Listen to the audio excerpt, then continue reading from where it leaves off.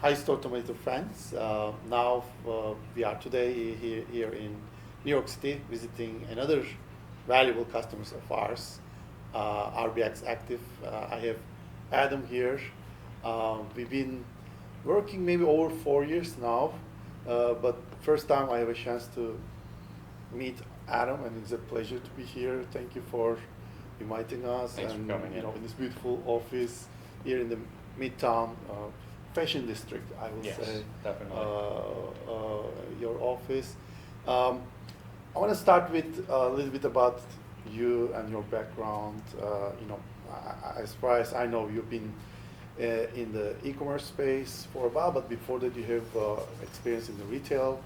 And just share with us, over the past 20 years, Sure. your background and your, experience in this ever evolving space. Yes. Well, I've been in retail in some way, shape, or form for 25 years. Started in computers and electronics, high-end retail stores on Madison Avenue, Fifth Avenue, things like that. And it was with that company that I also got my first introduction to e-commerce.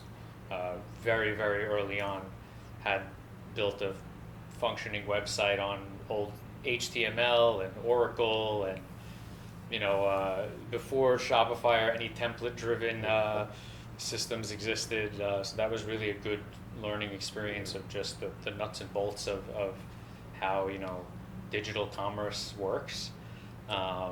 Really, I remember that time. So you have to right. everything in the code, little HTML. Exactly. And then upload to the hosting site, and then it doesn't show well, and you just come back. It was another world. Yeah.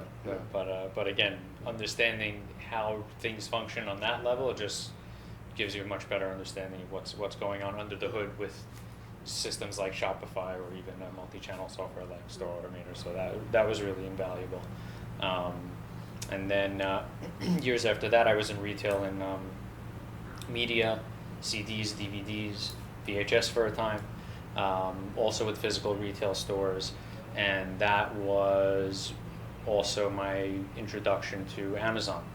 It was from books. The next thing Amazon went to was media, was CDs and DVDs, and from that world started to learn, how Amazon works and reselling on Amazon, and being a third-party seller from 10, 15 years ago in that world. It was also, again, an early introduction to that evolving digital selling space, while still having retail stores and working on wholesale with DVDs and that business, until clearly we know what happened to the media business, that everything went digital.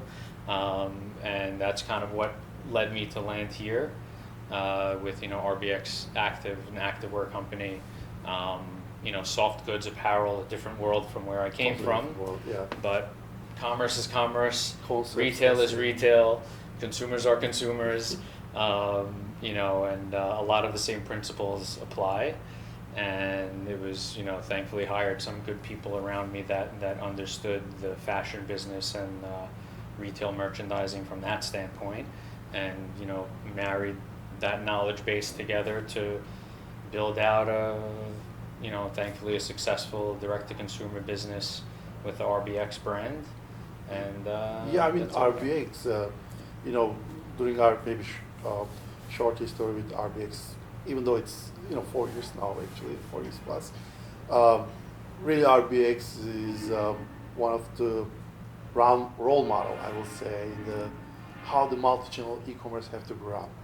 Thank you. And I believe this is part of you and your team's efforts to make this great brand successfully doing multi-channel, expanding. But of course, e-commerce continually evolving. There are a lot of opportunities, but there are a lot of challenges. Sure. And when RBX, from a direct-to-consumer brand, maybe presence first in the local stores, but later on totally pivot to digital space. selling in Amazon, Walmart, your direct-to-consumer site, Shopify. Can you share with us, uh, what was the secret sauce that make RBX such a successful company in this space, even though there are challenges? Can you kind of share with us with all that obstacles that you passed? Sure. I mean, I'll do my best. There's no clear blueprint, right? Yeah. We're really learning as we go, and I think that's probably the secret sauce is only, seeing what's happening and learning and adapting and reacting, not thinking like, oh, this is the way we're going to do it, that's the right way, and not shifting, because the market changes so quickly from a product side and a fashion side to a technology side, from what's happening on advertising, whether it's Facebook or Instagram or Google, and how that landscape is changing, to the Amazon landscape and how that changes, and advertising in that world, and then Walmart coming into play and different channels. There's never one right answer, because it's moving so quickly in so many different areas. If you stop testing and stop experimenting and stop trying different things, that's when you're going to start falling behind. So that's really always been our thought process, is we're really always looking at our numbers, setting goals. This is where we expect it to be. Why aren't we there? What's going wrong? And then you sort of find the holes and find the problems, or what are the successes, and then why are those things working? Okay, let's see if we can do more of that and double down on those things. We started with a small team, and I've always been a big proponent of sharing all the data, and we review all the data as a company together every week. Are we up year over year? Are we down year over year? What categories are up? What categories are down? And then digging in and really figuring out where the opportunities and problems are, and just attacking them one at a time. And just like you described, I hear a lot of fragmentation. So I'm just curious, when you are running this complex business that require understanding of product, understanding of design, merchandising, marketing, technology. So can you kind of describe in this, almost like a digital transformation, I will say, maybe during the 9 years of RBX that went through, where StoreAutomator fall into, and what do you think about e-commerce company like RBX require to build a tech stack, and what maybe that component should be, and how did you tackle that problem? So what was your approach? I'm kind of curious about that. I think, with StoreAutomator specifically, just the flexibility. Also we're coming from Channel Advisor, which was definitely a strong platform, but they had what they had, and you had to figure out how to make it work. If it didn't work for you, I'm sorry, I can't help you. Aside from the fact that it was also a very high premium, but the shift to StoreAutomator just and dealing with you and owner just gave a lot more flexibility. Essentially, the database is your database, and make sure that everything's working with all the channels. You want to add different channels. You guys are continually innovating there and adding new channels, and having open API so that we could then export the data to build our own BI system was really, actually, for us, a really big deal. And we put a lot of time into developing our BI dashboards and reporting based on having access to every data point from the StoreAutomator system, and that helps us a lot. Part of the analysis that we do every week is looking through this BI dashboard, that we're able to see according to our business structure, because we were able to sort of set the architecture the right way in StoreAutomator to begin with, which every item having multiple layers of categorization, that then we could sort of roll up and break out to find patterns in the information and patterns in the by channel what's working. Some things are working in channel A, don't work in channel B, trying to understand that, and or some things maybe are great across all channels, you know, and then okay, let's do more of that. It's really having access to the data, and there's so much good data in the platform that I think has helped us really be able to have visibility and learn and react to what's happening on a day-to-day basis. Yeah, and you know, many occasions, you know, when we work with different clients, we really love the way that RBX use our platform, utilize it, you know, SHL aggregated, but also using our open API, working with other platforms for the different part of the, you know, operations, Right. which is, you know, handling an e-commerce operation is not easy task. It requires, you know, a ton to run. Right. So, one of the things I want to ask you is, being in this space really, you know, long time, before even the e-commerce, being in the retail space, and then see the whole evolution of the retail online, and then combination of that together, and being in the fashion, you know, which is one of the biggest category in the online sales.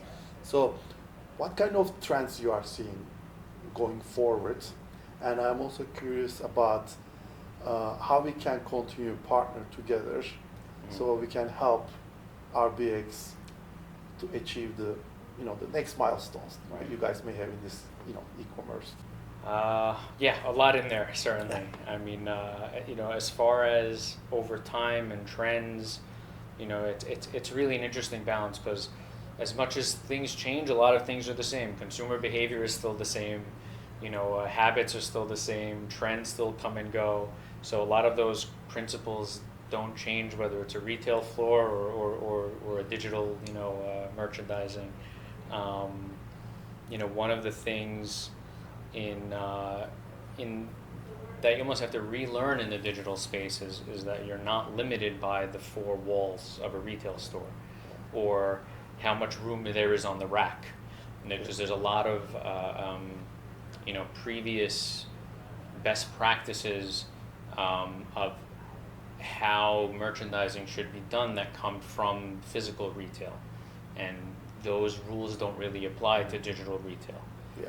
You know, whether it's normally we should have 4 colors of a style because the display has 4 arms and it's one for each arm, and that's the most you can have. Like in the digital world, it's completely different. And actually, you look at the data, maybe sometimes the more variations you have, the better. Certainly in the Amazon world, no question about it. You have a page, the more variations have traffic, it's only going to lift the performance of the page. So that's sort of a difference in changing mentality, and you know, the things that work that maybe don't work in the old world. Diverse audience these platforms may offer. Yeah, absolutely. I mean, also in that respect, you have access to so many more customers. Yeah. I mean, you still have to be true to your brand and true to your target, but there's just many more options to explore, different ways to get in front of people.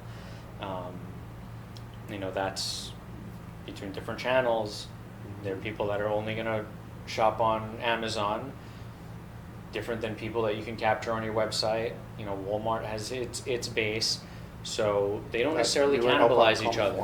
Yeah. Right, and whatever else is coming in the future, you know, if it's a TikTok shop or, you know, Shein or something else, that there's always going to be a new place to be shown, and I'm sure you guys will you know, make sure you're integrated so that we can leverage the data that we have, the product imagery, descriptions, all, you know, everything that we build once, and then be able to display it on different channels. And that's the beauty of the platform, and the ability to not have to do double or triple work to present the product in different places. So yeah, whatever the next platform is, we'll want to be there. and I'm sure, Make sure. you guys Make will sure. help us be there. Sure, definitely, that's our job. So. Yeah, and we'll have to learn how to navigate that platform. Like there's because each one is different, and Exactly. what worked yesterday is not necessarily going to work Yeah. tomorrow. Whether it's on Shopify and Facebook or Amazon within its ecosystem, it's always a moving target. There's always new rules. We're always learning again and changing gears and dealing with whatever those obstacles might be. If it's fee changes or listing structure changes, it's you can't sit still. Yeah, yeah, exactly. No matter what. Change is always constant. Yeah, there's always so, change. So yeah. So it was a pleasure to meet you, to talk to you finally after 4 years. Hopefully, same. Happy you came. we can repeat this. Absolutely. But thank you again for inviting us and being our customer, and hopefully many more years. Absolutely. Thank you for all your support. Really couldn't ask for more from you guys. You've been great since day one. Thank you. Thank you.